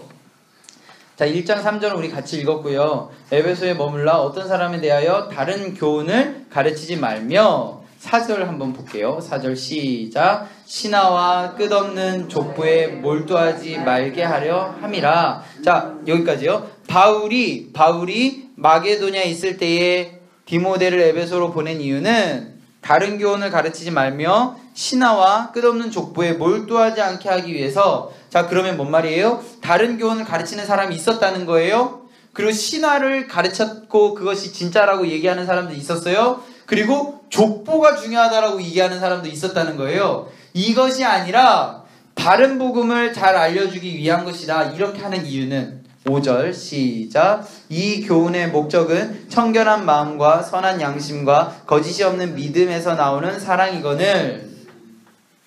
그렇게 해서 바울이 이렇게 디모데 전서를 통해서 많은 이야기들을 하기 시작하는데요. 기도에 대한 이야기를 하기 시작합니다. 뭐 이거 다 읽으면 너무 좋겠지만, 자, 2장 1절 한번 볼게요. 2장 1절 시작. 그러므로 내가 첫 번째로 권하노니 모든 사람을 위하여 간구와 기도와 도고와 감사를 하되. 바울이 생각하는 기도의 종류는 총 4가지였어요. 간구, 기도, 도고, 감사. 그래서 어쨌든 이렇게 기도의 4가지 종류를 소개하면서 2절에 보면요. 임금들과 높은 지위에 있는 모든 사람을 위하여 하라. 이는 우리가 모든 경건과 단정함으로 고요하고 평안한 생활을 하려 합니다. 여기서 중요한 건요. 기도할 때에 5절입니다. 하나님은 한 분이시요 또 하나님과 사람 사이의 중보자가 한 분이시니 곧 사람이신 그리스도 예수라. 그래서 우리가 기도할 때 마지막에 예수님의 이름으로 기도합니다 라고 하는 이유가 예수님과 하나님과 인간 사이에 다리가 되어주시는 중보자는 예수님밖에 없기 때문에 예수 그리스도의 이름으로 기도하는 거예요. 그래서 이 기도의 가르침이 이런 내용이고요. 4절을 한번 보면 하나님은 모든 사람의 구원을 받으며 진리를 아는 데 이르기를 원하십니다. 7절을 보면 이를 위하여 내가 전파하는 자와 사도로 세우심을 참말이고 거짓말이 아니니 믿음의 진리 안에서 이방인 스승이 되었다. 그리고 11절에 보면 여자는 일체 순종함으로 조용히 배우라. 이건 뭐냐면요. 고린도 전서에서 말씀드렸듯이 여자의 그걸 금지하는 것이 아니라 그 당시에 잘못된 교리라든지 뭔가 신령한 것을 쫓아갔던 교주들이 대부분이 여성이었기 때문에 그런 부분들에 대해서 지금 경고하는 것입니다. 그리고 여기 보면요, 15절을 보면 그러나 여자들이 만일 정숙함으로써 믿음과 사랑과 거룩함에 거하면 그의 해산함으로 구원을 얻을 것이다 라고 이야기하면서 보면 되겠습니다. 그리고 감독과 집사의 자격을 이렇게 보면요, 3장에 보면 나오는데 2절에 보면 감독이라는 부분이 나오죠. 감독에서 이렇게 이런 사람들은 감독으로 세우면 안 된다 예요. 그래서 여기 대충 보면 2절부터 한 아내의 남편이 되며 절제하며 신중하며 단정하고 나그네를 대접하고 가르치기를 잘하며 술을 즐기지 않고 구타하지 않고 관용하며 다투지 아니하며 돈을 사랑하지 아니하며 자기 집을 다 다스려 쭉 이런 사람들을 감독으로 세워라. 그리고 8절에 보면 집사는 이런 사람들을 세워라. 정중하고 일구이연을 하지 아니하고 술에 임박하지 아니하고 더러운 일을 탐하지 아니하고 깨끗한 양심과 믿음의 비밀을 이런 사람들을 집사로 세워라. 13절 집사의 직분을 잘한 자들은 아름다운 지위와 그리스도 예수 안에 있는 믿음의 큰 담력을 얻은 것이다 라고 이야기하는 거예요. 그러면서 경건의 비밀에 대한 이야기를 하고요. 여기 보면 4장에 보면 4장 3절 보면 혼인을 금하고 어떤 음식물을 먹지 말라고 할 터이나, 여기 중요한 게 나와요. 음식물은 하나님이 지으신 바니 믿는 자들과 진리를 아는 자들이 감사함으로 받을 것이다. 하나님께서 지으신 모든 것이 선함에 감사함으로 받으면 버릴 것이 없나니 하나님의 말씀과 기도로 거룩하여집니다. 우리가 거룩하여지는 건 뭐예요? 뭔가 인간의 율법적인 행위가 아니라 말씀과 기도로 거룩하여진다 라고 기록하고 있습니다. 그리고 7절에 보면요, 망령되고 허탄한 신화를 버리고 경건에 이르도록 내 자신을 연단하라. 육체의 연단은 약간의 유익이 있으나 경건은 범사에 유익하니 금생과 내생의 약속이 됩니다. 경건은 무엇이냐면요, 12절에 보면 오직부터 오직 말과 행실과 사랑과 믿음과 정절에 있어서 믿는 자의 본이 되어 내가 이를 때까지 믿는 것과 권하는 것과 가르치는 것을 전념하라. 자, 이 경건의 모양을 보여줘야 할 모델이 누가 되어야 되는 거예요? 디모데가 되어야 되는 거죠. 디모데가 자신이 그 경건의 모습을 보여주고, 그것이 12절 하반부에 있는 것처럼 말과 행실과 사랑과 믿음과 정절에 있어서 사람들에게 믿는 자의 본이 되어야 한다라는 거예요. 그게 바울이 이야기하는 중요한 부분입니다. 쭉 넘어가서 6장 10절에 보면 돈을 사랑함이 일만하게 뿌리다 이런 얘기들이 나오고요. 6장 11, 12절을 보면 오직 너 하나님의 사람아 이것들을 피하고 의와 경건과 믿음과 사랑과 인내와 온유를 따르며 믿음의 선한 싸움을 싸우라. 영생을 취하라. 이를 위하여 내가 부르심을 받았고 많은 증인 앞에서 선한 증언을 하였도다. 13절에 보면요, 만물을 살리게 하신 하나님 앞과 본디오 빌라도를 향하여 선한 증언을 하신 그리스도 예수 앞에서 내가 너를 명하노니, 요 본디오 빌라도라는 이 사람은 서신서에서 유일하게 이곳에만 나옵니다. 복음서에 나와 있던 예수를 십자가에 못 박을 때 그때 재판했던 본디오 빌라도가 성경 전체에서 복음서를 빼고는 여기밖에 안 나와요. 그래서 본디오 빌라도에 대한 이야기가 나오고요. 17절에 보면 내가 이 세대의 부한 자들을 명하여 마음을 높이지 말고 정함이 없는 재물이 소망을 두지 말고 오직 우리에게 모든 것을 후히 주사 누리게 하시는 하나님께 두며 은혜가 21절 맨 마지막 은혜가 너희와 함께 있을지어다 라고 이야기하면서 디모데전서를 마칩니다. 디모데전서는 굉장히 쉽게 이해를 하면 이런 얘기들을 떠나서 간단하게 설명을 하면 가장 아꼈던 에베소에 가장 아꼈던 디모데를 보내고 이 사역을 잘 하기 위한 매뉴얼이라고 생각하시면 되겠습니다. 잠깐 쉬고요. 디모데 후서부터 이야기를 진행해 보도록 하겠습니다. 자, 디모데 전서 기억하시죠? 근데 바울이 왜 또 디모데에게 편지를 했을까요? 혹시 아시는 분? 바울이요, 디모데 후서는 아까 바울이 아들같이 여기던 사람이라고 그랬잖아요, 디모데가. 그래서 바울이 디모데에게 유언을 남긴 거예요. 그게 디모데후서입니다. 그래서 제가 디모데후서 아래에 이렇게 노란색으로 하나 더 블럭을 만들어서 바울의 유언이라고 써놨잖아요. 베드로후서도 베드로의 유언이라고 생각하시면 돼요. 그래서 유언인 걸 어떻게 알아요? 라고 물어보면 제가 이렇게 답변을 드리거든요. 디모데후서 4장 6절 말씀을 한번 보시겠어요? 거기 보면 맨 앞에 두 글자가 나오죠. 뭐예요? 전제라는 단어가 나옵니다. 전제가 뭔지 혹시 아세요? 제사 드리는 방법이거든요. 제사 드릴 때에 불로 드리는 제사는 화제라고 해요. 그러니까 레위기서에 보면 그 제사 드리는 방법이 나오잖아요. 거기에 오제라고 해서 번제, 소제, 화목제, 속건제, 속제제가 나오고요. 그리고 사법이라고 해서 화제, 불로 드리는 제사, 화제, 거제, 들어 올리는 제사, 요제, 흔들어 드리는 제사, 마지막으로 전제, 땅에 부어 드리는 제사거든요. 그래서 자신이 제물이 되어서 땅에 부어지는 시점이 되었다라는 거예요. 이해되세요? 네. 그래서 전제라는 표현이 내가 곧 이제 죽을 때가 됐다라는 표현이에요. 굉장히 보시죠. 여기 돌아가실 때 저랑 또 오래오래 사셨으면 좋겠는데 우리 인생이 연수가 있으니까 딱 죽기 직전에 내가 이제 전제가 돼요. 이렇게 얘기하면 되게 못 알아들을 수 있으니까 그 전에 이제 자녀들한테 잘 교육을 시키면 내가 전제라는 표현을 쓰면 이제 죽는 거야. 이렇게 하면서 성경에서 전제와 같이 내가 벌써 부어지고 내가 곧 제물이 되어서 땅에 부어지는 것처럼 내가 곧 죽게 되고 이런 표현이에요. 그래서 디모데후서는 바울이 유언으로서 자신이 가장 아끼고 아들같이 여겼던 디모데에게 마지막 유언을 남긴 책이라고 생각하시면 되겠습니다. 그래서 바울이 유언을 남긴 이야기는 총 4가지로 요약할 수 있는데요. 첫 번째는 1장 3절에서 2장 23절에 나와 있는 고난 가운데 복음에 충성하는 것. 복음에 충성하는 것을 말해요. 복음에 충성하는 것. 그리고 2장 14절에서부터 26절까지는 무익한 변론을 경계하라는 것입니다. 바울이 끊임없이 많은 사람들하고 그런 논쟁이나 변론이나 이런 것들을 했었다는 것 잘 아시겠지만 바울이 디모데에게는 무익한 변론을 경계해라. 그리고 3장 1절에서 9절까지 보면 종말에 나타날 이단의 성격을 규정합니다. 계속 이단에 대한 이야기를 하고 있죠. 3장 10절에서 4장 8절까지는 바울이 모범을 따라 바울의 모범을 따라 직무를 잘 충성하게 이루어줄 것을 다시 한번 요청을 하죠. 그러니까 지극히 개인적인 편지예요, 이거.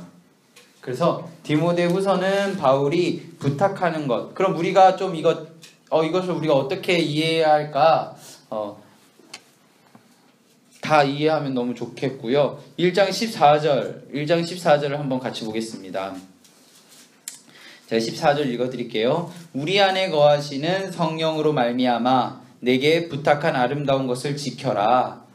우리에게 성령을 통하여 부탁되어진 하나님의 마음을 잘 지켜라 라고 우린 이해할 수 있습니다.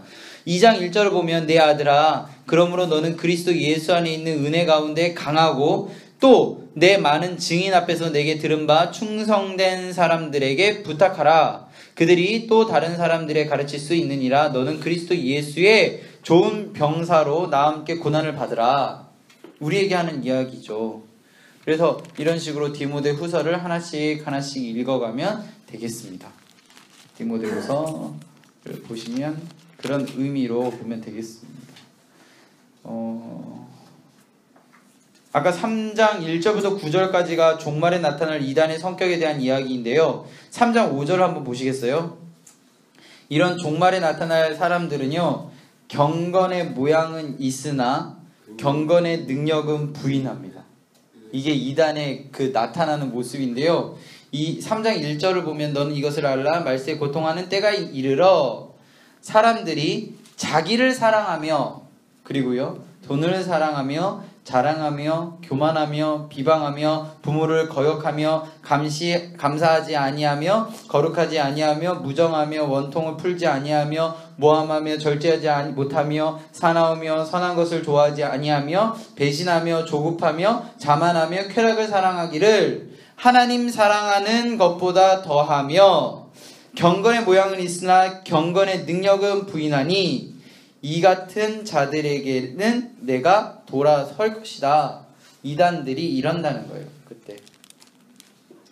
그래서 그런 얘기들을 쭉 하고 있고요. 16절을 보면 모든 성경은 하나님의 감동으로 된 것으로 교훈과 책망과 바르게 함과 의로 교육하기에 유익하니 이는 하나님의 사람으로 온전하게 하며 모든 선한 일을 행할 능력을 갖추게 하려 함이라 라고 되어 있습니다. 그래서 성경은 쓴 사람은 사람이에요. 성경을 쓴 사람은 사람이죠. 근데 그게 인간의 그런 일반적인 글이 아니라 우리가 이렇게 전해져서 지금까지 읽을 수 있는 이유는 하나님의 감동으로 썼다는 거예요. 오해하시면 안 되는 게 고린도전서, 고린도후서, 그리고 뭐 로마서, 갈라디아서, 빌립보서, 에베소서, 그리고 또 데살로니가 전후서, 지금 읽고 있는 디모데 전후서 이런 이야기들이 편지예요. 물론 바울이 썼죠. 그런데 그 쓴 것이 우리에게도 지금 읽혀지는 이유는 하나님의 감동으로 썼기 때문입니다. 그래서 일반 우리의 뭐 위문 편지나 연애 편지와 다르게 지금도 우리가 읽어갈 수 있는 이유는 하나님의 감동으로 쓰여졌기 때문입니다. 그래서 교훈과 책망과 바르게 함과 의로 교육하기에 유익하게 되어지는 거죠. 그래서 이제 쭉 보시면요.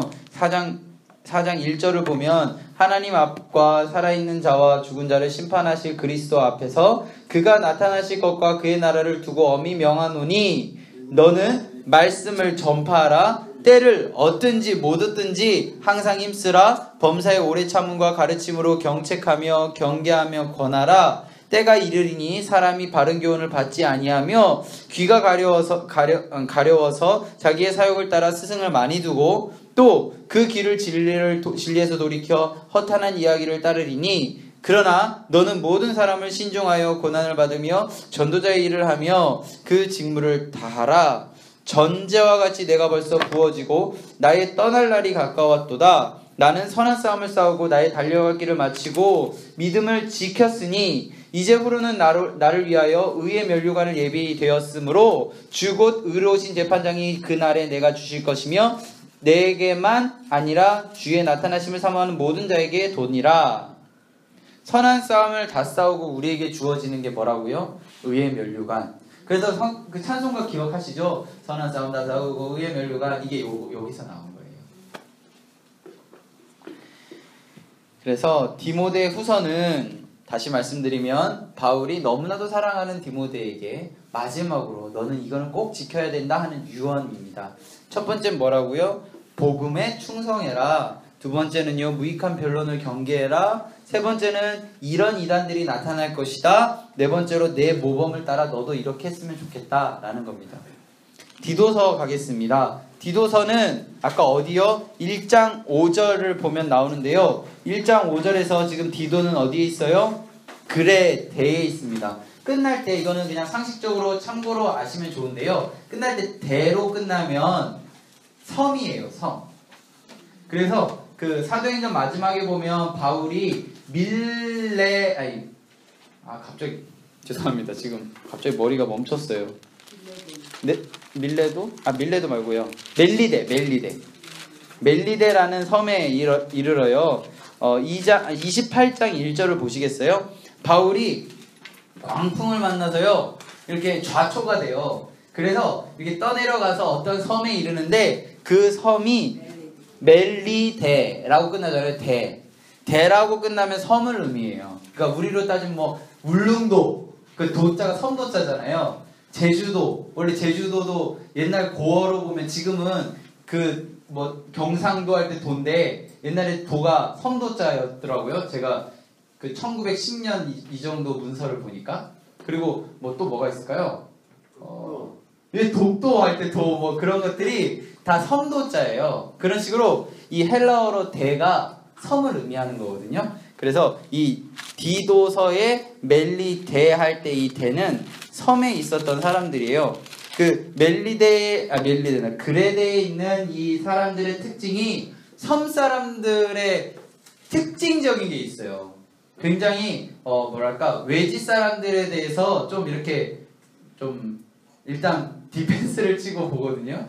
왜냐면 언젠간 떠날 사람으로 생각을 해요, 사실. 그래서 섬에 있는 사람들은 외지 사람들이 올 때 환영은 하지만 어느 정도 거리를 두고 이렇게 보고요. 굉장히 억센 좀 그런 게 있잖아요. 저처럼 굉장히 부드러울 수도 있지만 꽤 억셀 수가 있어요. 그래서 그런 얘기들이 여기 보면요. 1장 12절에 보면 이 그레데라는 지역의 특징을 얘기해요. 어떤 특징이 있냐면 그레데인들은 항상 거짓말장이며 악한 짐승이며 배만 위하는 게으름뱅이다 라고 표현을 하거든요. 그러니까 결국에는 이 표현 자체에서 바울이 디도에게 하고자 했던 이 상황 속에서 그레데가 사역하기 좋은 곳이라는 거예요? 안 좋으시라는 것이에요? 안 좋은 곳이에요. 그래서 다른 기준이 필요했던 거예요. 정말 흔들리지 않는 기준이 필요했던 거예요. 그래서 디모데 전서에서 이야기했던 이 이야기들이 좀 요약된 모습으로 디도서에 나와 있는 것입니다. 그래서 디도서에서 제일 처음 이야기한 것은 무엇이냐면 장로와 감독을 세우는 일입니다. 자, 왜냐하면 자신의 그 사역 바른 기준을 세워갈 때 에베소라는 지역은 이미 바른 그 바울의 교육과 에베소서와 그리고 많은 장로들과 그 당시에 있었던 교육받은 사람들이 잘했기 때문에 직제를 세우는 게 먼저가 아니에요. 이해되시죠? 아까 디모데 전서에서 제일 처음 요청했던 게 뭐였냐면 율법 교사를 경계하라라는 것을 제일 먼저 얘기했잖아요. 디도서에는 먼저 사람을 세우는 게 가장 필요했던 거예요. 그래서 제일 먼저 장로와 감독에 대한 사람들을 이렇게 바른 동역자를 세우는 게 목적이었기 때문에 1장 5절을 보면요. 내가 너를 그레데에 남겨둔 이유는 많은 일을 정리하고 내가 명한 대로 각 성에 장로를 세우게 하기 위함이다.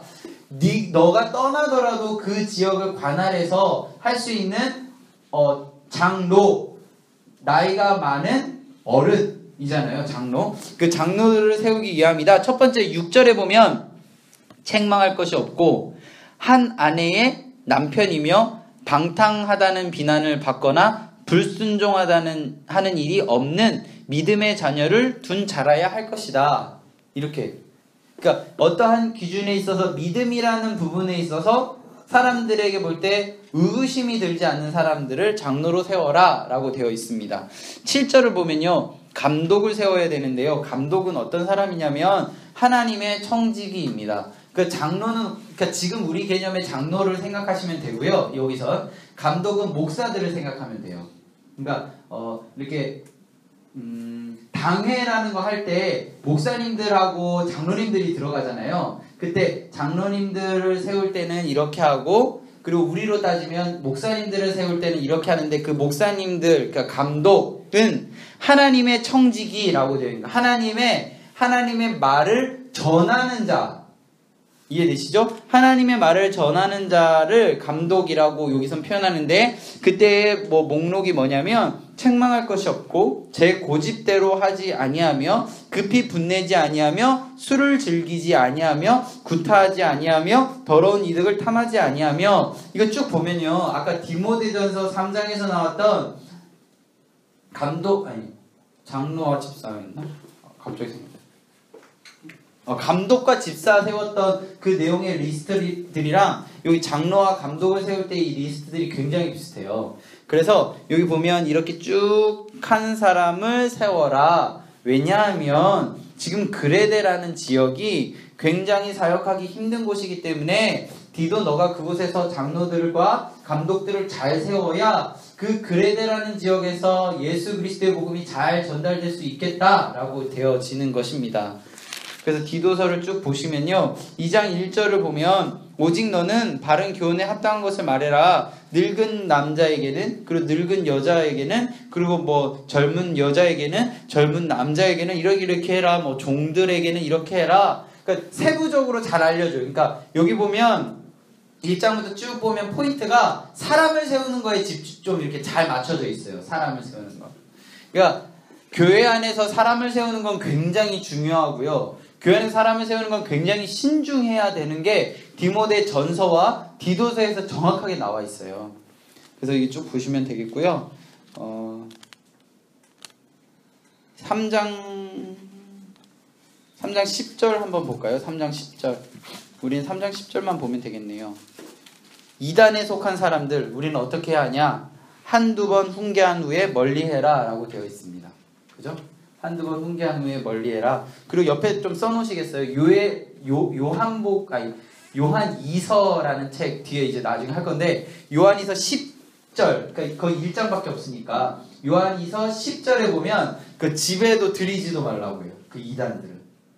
그러니까 디도서에서는 한두 번 훈계하고 뭐 들이지 않으면 멀리해라 이렇게 했는데 요한 2서 10절에는 집에도 들이지 말라고 그래요. 그러니까 요한 2서의 특징이 있기 때문에 그래요. 요한 2서는 적그리스도 영에 대한 것들을 굉장히 경계하거든요. 그러니까 아예 같이 하지도 말아라 이렇게 얘기를 하는 겁니다. 네. 근데 저는 현관에서 같이 얘기 많이 하거든요. 막 제가 뭐 요즘은 이렇게 뭐 밖으로도 많이 나오는데 예전에 집에서 막 이렇게 시간을 많이 보낼 때요. 가끔 이렇게 초인종 누르면 이렇게 보면은 특유의 복장들을 하고 오시잖아요. 그리고 뭐 항상 둘씩 다니시잖아요. 그러면은 추운데 밖에서 얘기하면 제가 추우니까 들어오시라고 그래서 같이 이야기도 하고요. 그리고 뭐 지하철 같은 데 만나면 막 1시간도 얘기하고 막 그래요. 그래서 잠깐만요. 이거 제 전략이기 때문에 그래서요.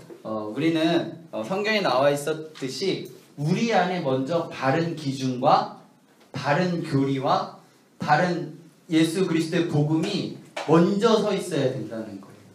우리가 이게 잘 서 있어서 그들의 많은 논리들, 이단의 교리들이 우리 안에 들어올 때에 그것들이 뭔가 일단 거부감이 들어야 되는데요. 거부감이 아니라 맞는 얘기네 라고 되어지면 문제가 되는 거죠. 먼저 우리 안에 바른 이런 기준들을 세워가는 게 중요합니다. 디모데 전서도 그렇고요. 디도서도 그렇고요. 에베소에 사역하는 이 디모데와 그리고 그레데에 사역하는 디도에게 바울이 이야기하는 한 가지는 뭐냐면 바른 복음의 기준 안에 서 있어라 라는 것입니다. 그리고 주변에 혼자 하기엔 너무나도 힘드니까 주변에 너를 도와줄 수 있는 동역자들을 세워라 라는 것입니다. 우리는 혼자 할 수 없어요. 절대 없어요. 그래서 우리가 주변에 이렇게 같이 모여서 성경도 같이 읽고 그리고 구역도 하고 뭐 교구도 하고 소그룹도 하고 그리고 대그룹 사역을 같이 하는 것처럼 혼자 할 수 없다라는 사실.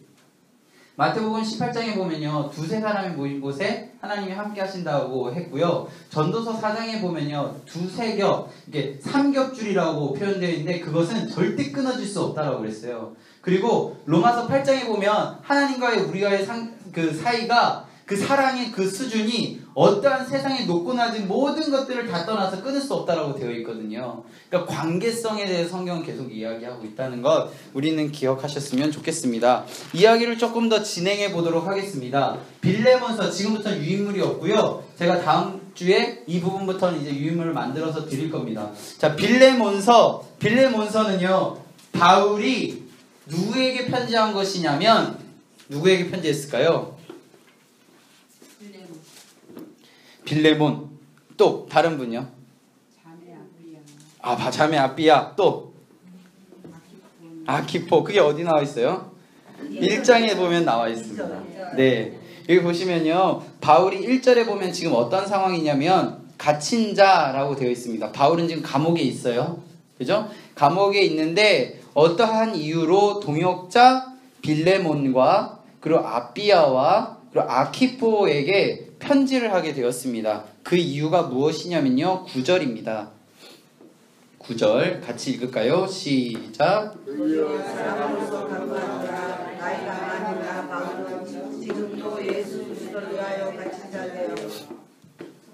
10절 시작.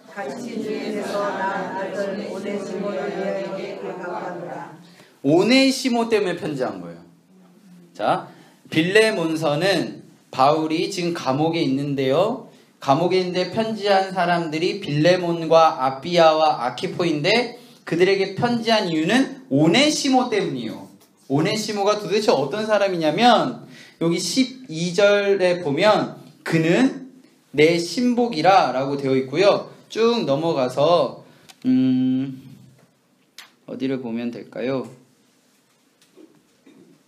17절부터 보겠습니다. 17절 시작. 그러므로 내가 나를 동일자로 알진대 그를 영접하기를 내게 영접하듯 하고 그 18절 시작 그가 만일 내게 불의를 하였거나 내게 빚진 것이 있으면 그것을 내 앞으로 계산하라. 이 말은 뭐냐면 오네시모가요 이 사람들의 종이었어요.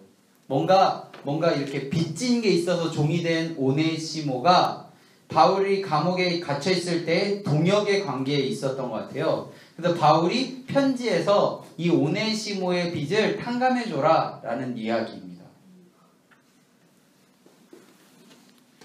그리고 21절에서 나는 내가 순종하는 것을 확신한다. 지금 내가 부탁한 거 들어줄 거 확신한다. 내가 썼노니 내가 내게 말한 것보다 더 행할 줄을 안다 라고 되어 있습니다.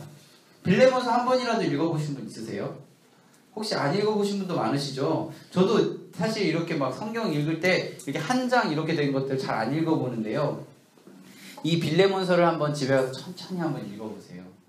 하나님이요, 우리 죄에 갇혀있는 이 종으로서 살아가는 우리를 풀어주기 위해서 누군가에게 편지를 하고 있고요. 그 편지를 받은 누군가가 사실 잘 모르겠지만 우리들 안에 있는 여러 가지 두려움의 존재들을 위하여 하나님이 친히 기도하고 계시고 그걸 풀어줌의 관계에 있어서 이 오네시모가 풀려나듯 우리가 풀려나게 되고요. 그 두려움의 주제들에서 더 우리가 더 좋아진다라고 표현해야 되나? 더 나은 모습이 되어질 수 있도록 하나님이 이렇게 인도해 주시는 게 빌레몬서를 읽을 때 읽혀졌으면 좋겠는데요.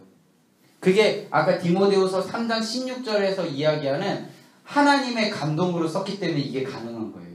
그냥 우리가 막 끼워 맞추기식이 아니라 이 빌레몬서 어쩌면 그 오네시모라는 한 사람을 석방시켜주는 거, 풀어주기 위한 건데 왜 성경에 기록되어졌을까를 생각해보면 우리가 죄에 갇혀있는 우리들의 모습이 오네시모와 같다는 거예요. 뭔가 이렇게 풀려나기에는 뭔가 거리낌 되어지는, 뭔가 해결되어지지 않는, 뭔가 얽혀있는 관계가 있다는 거죠. 뭐 사람에게 종으로 있는 게 아니라 우리들을 염려하게 하는 두려움의 존재, 우리들을 답답하게 하는 눌림의 존재들이 꼭 있다라는 거예요. 그걸 풀기 위해서 예수님이 오늘도 성령님께서 우리를 위하여 친히 간구하고 계시는 것을 이 성경을 통해서 읽었으면 좋겠고요. 그게 꼭 풀린다는 것을 빌레몬서를 통해서 우리 읽었으면 좋겠습니다.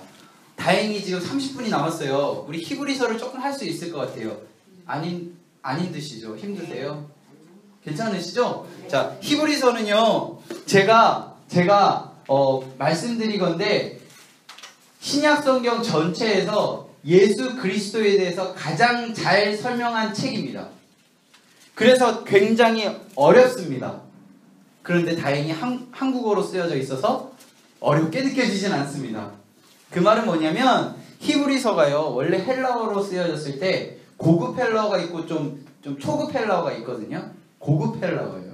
그러니까 아볼로가 고급 언어를 썼다고 했잖아요. 그 아볼로가 주로 사용했던 언어들이 이 히브리서에 많이 등장을 해요. 그러니까 굉장히 세련된 표현들을 많이 썼다는 거예요. 그래서 이걸 원어로 읽기는 굉장히 어려운데 다행히 한국어로 잘 쓰여졌기 때문에 우리는 이것을 읽어가다 보면 예수 그리스도가 어떤 존재인지 알 수 있습니다.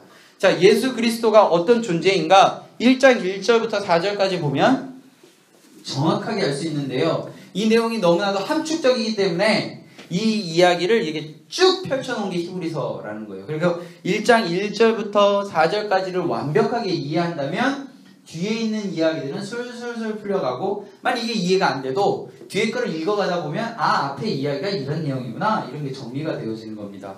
그래서 1장 1절부터 4절까지를 천천히 제가 읽어볼게요. 이 내용들이 어떤 의미인지를 이렇게 제가 핸드아웃을 못 드려서 죄송한데요. 이렇게 뭐 종이에 이렇게 써두시면 제가 이 부분들 다음 주에 정리해서 드리겠습니다.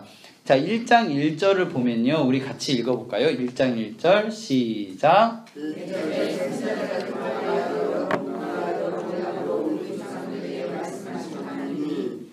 자, 하나님이 언제? 옛적에 누구를 통하여? 선지자를 통하여 누구에게? 우리 조상들에게 말씀하셨어요. 자, 말씀하셨는데 사람들이 잘 들었다? 안 들었다? 잘 안 들었다는 거예요. 그렇게 되니까 2절 시작.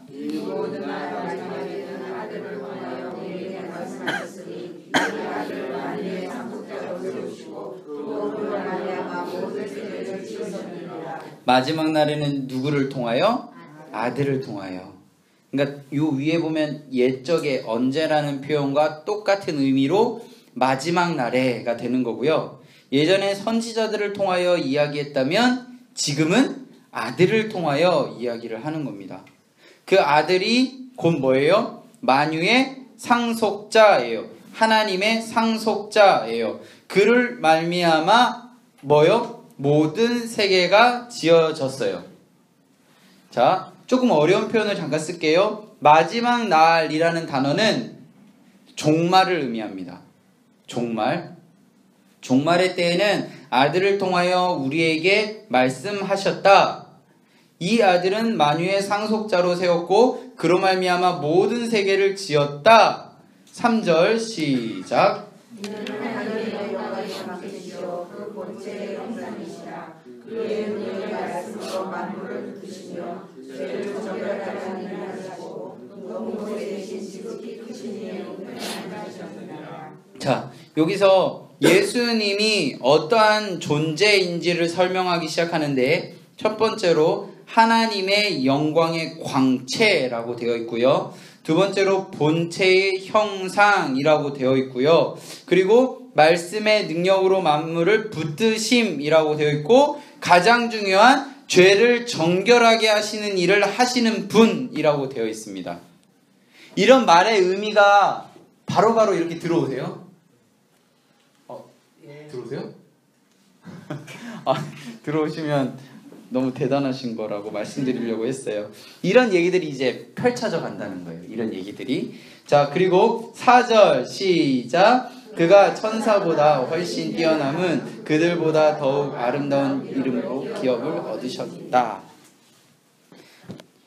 예수님에 대한 이야기를 설명하는데 예전에 선지자들을 통하여 여러 부분과 여러 모양으로 조상들에게 말씀하시던 하나님이 이제는 예수를 통해서 아들 예수 그리스도를 통해서 말씀하시고 그가 모든 세계를 지으셨고 그를 통해서 죄를 정결하게 하시고 그보다 천사보다 더 뛰어난 이름을 그리고 더 뛰어난 이름의 기업을 주시는 분을 소개한다는 겁니다. 그래서 히브리서는요 예수 그리스도를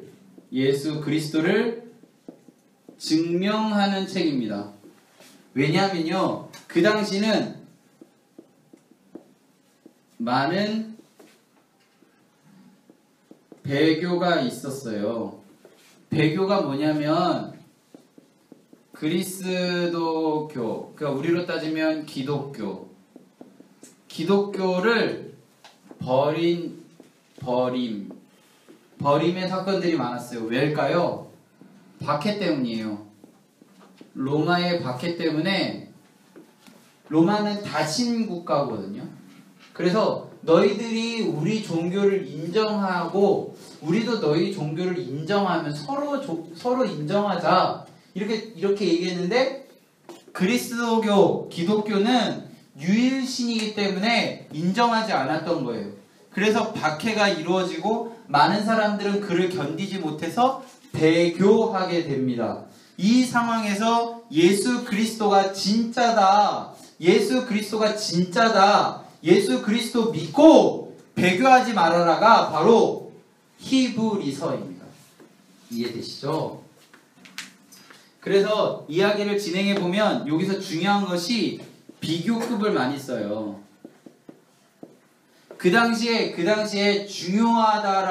뭔가 대단하다라고 생각되어지는 존재들을 예수 그리스도와 비교해요. 첫 번째로 제일 그 사람들이 생각할 때 하나님의 대리자 하면 천사보다 뛰어나신 분이다 이렇게 얘기해요. 그리고 그래서 비교급 뭐뭐보다. 두 번째로 그 당시 사람들이 민족의 지도자 하면 딱 떠오르는 사람이 한 명 있었는데요. 누굴까요? 출애굽을 해준 사람. 모세보다 뛰어난 분이라고 소개해요. 그리고 모세가 출애굽을 했잖아요.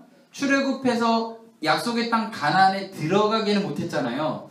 들어가게 한 지도자가 누구였어요? 여호수아잖아요. 여호수아보다 뛰어난 분으로 소개해요. 그리고 그 당시에 제사장의 그 권위가 굉장히 높았잖아요. 대제사장 하면 떠오르는 한 사람이 있어요. 누구냐면 아론입니다. 이 사람들의 이름을 거명하면서 천사를 빼고 모세, 여호수아, 아론을 거명하면서 이들 안에 있는 인간의 한계성을 이야기하고 그보다 더 뛰어난 예수로 소개합니다. 천사는 예수의 수종자, 섬기는 영, 이렇게 설명하거든요. 그러니까 1장, 3장, 4장, 5장에서 이렇게 비교급으로 표현을 해요. 자, 왜 이렇게 얘기했을까요? 예수라는 존재 믿을만 하다. 예수라는 존재 목숨 걸만 하다. 예수라는 존재 믿고 살아갈만 하다. 이 존재를 믿고 살아가는 리스트를 또 쭉 뽑아낸 게 11장이죠. 우리 잘 아시죠? 믿음은 바라는 것들의 실상이요 보이지 않는 것들의 증거니. 자, 우리 같이 한번 볼까요? 히브리서 11장 1절 2절을 우리 같이 읽겠습니다. 시작. 믿음은 바라는 것들의 실상이요 보이지 않는 것들의 증거니 선진들이 이로써 증거를 얻었느니라. 믿음은요, 잠시만요. 믿음은 뭐라고요? 바라는 것들의 실상이에요. 그런데 보이지 않는 것들의 증거라고 되어 있습니다. 그러니까 눈으로 보이지 않는 것들의 증거가 바로 믿음이에요. 그리고 선진들이 이로써 증거를 얻었대요. 믿음으로써 선진들이 증거를 얻었대요. 그러면 이것을 믿는 믿음 안에 있는 증거를 따른 선진들의 목록이 11장에 있는 거예요. 그래서 제일 처음 나온 게요. 3절 보면요. 믿음으로 모든 세계가 하나님의 말씀으로 지어진 줄을 우리가 아나니 라고 되어 있습니다.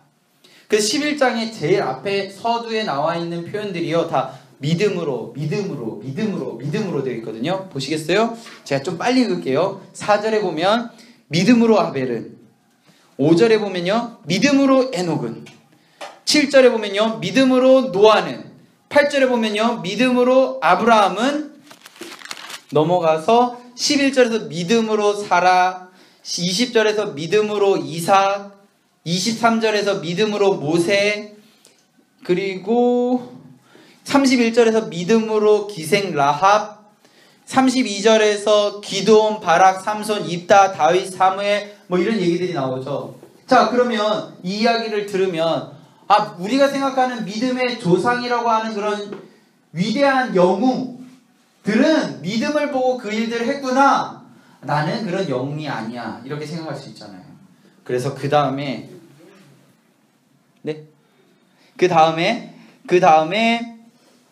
32절부터 보면요 쭉 넘어가서 35절부터 읽겠습니다. 35절 시작.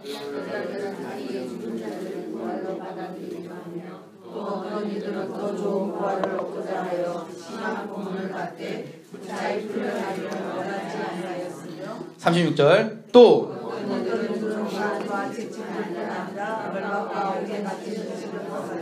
37절 돌로 치는 것과 돌로 펴는 것과 시험과 발로 죽이는 당하고 양과 염소의 가죽을 입고 유리하면 빛과 반짝과 이런 사람, 정말 우리보다 어쩌면 우리의 지금 상황보다 이 글을 읽는 사람들보다 더 안 좋은 상황에 있는 사람까지 포함되는, 그러니까 모든 믿는 사람을 이야기하는 거예요.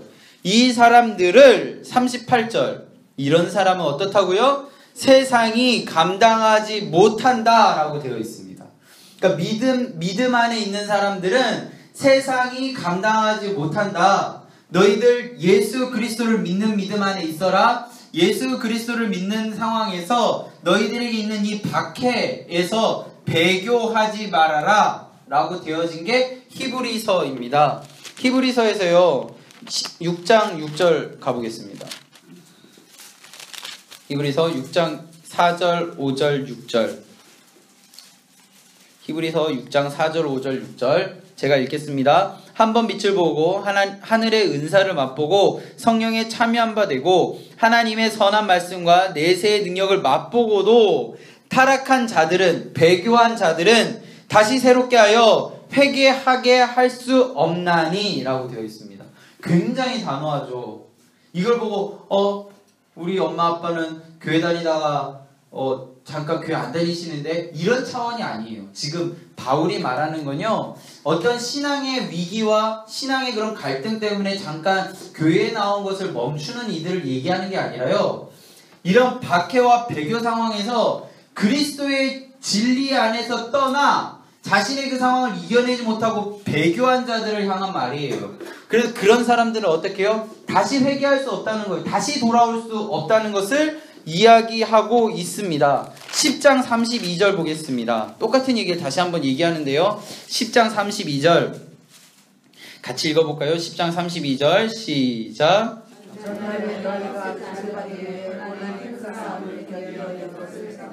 너희들 견디고 이겨냈을 때에 그 싸움을 견뎠던 것을 생각하고 이겨내라 라는 겁니다. 그래서 히브리서 전체에서 가장 중요한 것은 이겨내라, 이겨내라, 이겨내라는 겁니다. 배교 상황 속에서, 박해받는 상황 속에서, 지금 로마의 식민지로 있는 이 상황 속에서 너희들이 이겨내기 힘든 상황이지만 믿음을 지켜나가라는 겁니다. 믿음을 지켜나가라, 예수 그리스도를 믿는 믿음 안에 있어라, 계속 반복적으로 이야기합니다. 그래서 12장 1절에 보면요, 이러므로 모든 우리에게 구름같이 둘러싼 허다한 증인들이 있으니 모든 무거운 것과 얽매기 쉬운 죄를 벗어버리고 인내로서 우리 앞에 당한 경주를 하며, 자 보세요, 2절, 믿음의 주요 또 온전케 하시는 이인 예수를 바라보자. 너희들을 박해하는 상황을 바라보라고 했나요? 아니에요. 예수를 바라보라고 했습니다. 그는 그 앞에 있는 기쁨을 위하여 십자가를 참으사 부끄러움을 개의치 아니하시더니 하나님 보좌 우편에 앉아 계셨다라고 되어 있습니다. 우리가 바라봐야 될 것이 지금 우리 주변에 있는 상황이 아니라 예수를 바라보라는 것입니다. 그래서 히브리서 전체는요, 박해받는 이 상황 속에서 너희들이 해야 될 것은 예수를 바라보는 것입니다. 예수를 믿고 믿는 자답게 살아가는 것입니다. 그게 히브리서입니다. 히브리서는 굉장히 이렇게 짧고 명확하게 설명할 수 있는 책인 이유가요, 굉장히 논리적이고 굉장히 체계적으로, 어쩌면 로마서보다 더 체계적으로 기록되어 있는 거거든요. 주제가 예수님이에요. 예수님을 믿어라, 예수를 생각해라, 예수님을 바라봐라, 이게 바로 히브리서의 주제이기 때문에 굉장히 예수에게 포커스가 맞춰져 있기 때문에요, 히브리서는 굉장히 쉬운 책이죠, 어떻게 보면. 그런데 읽어갈 때에 원래 원어로 보면 이 언어 단어들이 어렵기 때문에 어렵게 읽혀지는 책이 되어지는 겁니다. 그런 포커스 안에서 우리 읽어보면요, 자 11장으로 돌아와 보면 1장 14절을 보면요, 모든 천사들은 섬기는 영으로서 구원받을 상속자를 위하여 섬기라고 보내신 것이 아니냐. 이 천사는 섬기는 존재다. 주체가 아니다. 섬기는 존재다. 그리고요, 여기 보면 3장으로 우리 모세 볼게요. 모세 3장 보면 3장 1절도 보면 보세요. 마지막에 보시면 예수를 깊이 생각하라 라고 되어 있잖아요. 예수를 깊이 생각해라. 그러므로 함께 하늘의 부르심을 받은 거룩한 형제들아, 우리가 믿는 도리의 사도이시며 대제사장이신 예수를 깊이 생각해라. 예수를 바라봐라. 예수를 믿어라. 이게 히브리서 전체예요. 여기 보면 3절을 보면요, 예수는 모세보다 더욱 영광을 받을 만한 것이 마치 집 지은 자가 그 집보다 더욱 존귀함 같으니 집마다 지은 이가 있으니 만물을 지으신 하나님이시다. 집마다, 그러니까 집이, 여기 지금 지어진 집이 모세예요. 그걸 지으신 분이 누구예요? 하나님이죠. 하나님하고 예수님 같잖아요. 그러니까 모세를 너희들이 소중하게 생각하고 영광의 주체로 생각하는 것보다 더 영광을 받으실 분이 바로 하나님 예수님이라는 사실을 히브리서에서는 얘기하고 있습니다. 그래서요, 또 보면 우리 여호수아 한번 볼까요? 여호수아 4장에 보면 나오는데요, 8절 보면요, 만일 여호수아가 약속의 땅 가나안으로 들어가게 했잖아요. 여호수아가 그들에게 안식을 주었다라면, 여호수아가 만일 안식을 주었다라면 그 후에 다른 말씀을 할 필요가 있냐? 지금 너희들의 이 상황이 안식의 상황이냐? 아니라는 거예요. 박해의 상황이고 로마의 식민지의 상황이라는 거죠. 그래서 여호수아가 대단하게 생각하는 것보다 더 뛰어난 예수 그리스도가 지금 너희들에게 명령한다라는 거예요. 그래서 예수를 깊이 생각해라, 예수를 믿어라, 예수를 바라봐라 라고 이야기하고 있는 것입니다. 자, 아론에 대한 이야기를 한번 해볼게요. 아론은 대제사장의 표상입니다. 대제사장의 그 상징적인 아론인데요. 아론이요, 어디를 볼까요? 아론, 여기 나온 5장 2절을 보면 그가 무식하고 미혹된 자들을 능히 용납할 수 있는 것은 자기도 연약이, 이거 예수인데 잠시만요.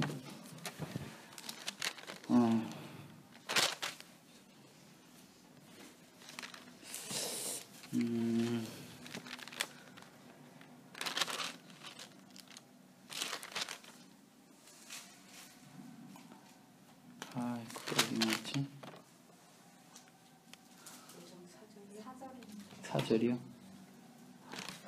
네, 일단 5장 4절도 맞으니까 한번 읽어볼게요. 5장 4절 시작. 이 종기는 아무도 스스로 취하지 못하고 오직 아론과 같이 하나님의 부르심을 받은 자라야 할 것이다. 그런데요, 지금 제가 찾는 거는 뭐냐면 그 아론도 자기의 죄를 위해서 제사를 지내야만 했던 자다. 그리고 아론도 영원히 그 제사장 직분을 갖지 못했다. 계속 변한다. 뭐 그런 건데요. 잠시만요. 7장에 보면요. 7장 11절에 보면, 자, 7장 11절로 보면, 레위 계통의 제사 직분으로, 그러니까 아론의 후예들로 말미암아 온전함을 얻을 수 있다면, 이거예요. 아론의 후예, 그러니까 대제사장의 후예로 말미암아 너희들이 온전함을 얻을 수 있다면 백성이 그 아래 율법이 받았으니 어찌하여 아론의 반차를 따르지 않고 멜기세덱의 반차를 따르는 다른 한 영을 세울 수 있느냐? 제사장 직분이 바뀐다는 거예요. 제사장 직분이 바뀌고 율법도 반드시 바뀐다는 거예요. 그러니까 사람의 그 연약함과 사람의 온전하지 않음으로 인해서, 그러니까 사람의 생명이 언젠가는 죽게 되잖아요. 그러면 아론이 죽으니까 아론의 아들이었던 엘르아살이 대제사장이 되고, 엘르아살도 언젠간 죽으니까 그의 아들이었던 비나스가 또 되고, 쭉 해서 뭐 사동 아비아달 뭐 이런 사람들이 계속 대제사장이 됐던 것처럼 헤롯입니다. 세례 요한의 아버지도 대제사장 중에 한 명이거든요. 그런 식으로 많은 이런 후예들이 꾸준히 영원히 대제사장이 되지 못했던 이유는 그들에게 그때 죽음은 사망은 죄의 결과라고 생각했기 때문에 죄에서 자유로워지지 못했던 그런 인간의 굴레를 벗어나지 못했다는 거예요. 그러면서 나중에 우리 다음 주에 읽어갈 건데요. 여기서 아론의 그 계통이 아니라 예수님이 레위 지파가 아니거든요. 유다 지파거든요. 그러면 예수가 레위 지파가 아닌데 어떻게 유다 지파에서 대제사장이 될 수 있냐라고 그러니까 예수님을 대제사장이라고 얘기해야 됐기 때문에 그때 어떻게 얘기하냐면요. 그 아브라함이요, 레위보다 조상이잖아요. 그건 아시죠? 아브라함의 자손의 자손 중에 야곱이 있었고, 야곱의 아들 중에 레위가 있었고, 레위의 아들 중에 아론이 나온 거잖아요. 레위, 그 다음 고핫, 이렇게 해서 아론이 나온 거잖아요. 그러면 아론의 조상이 아브라함이잖아요. 여기까지 이해되세요? 아브라함이 11조를 바친 존재가 창세기 14장에 나오는데 그게 멜기세덱이에요.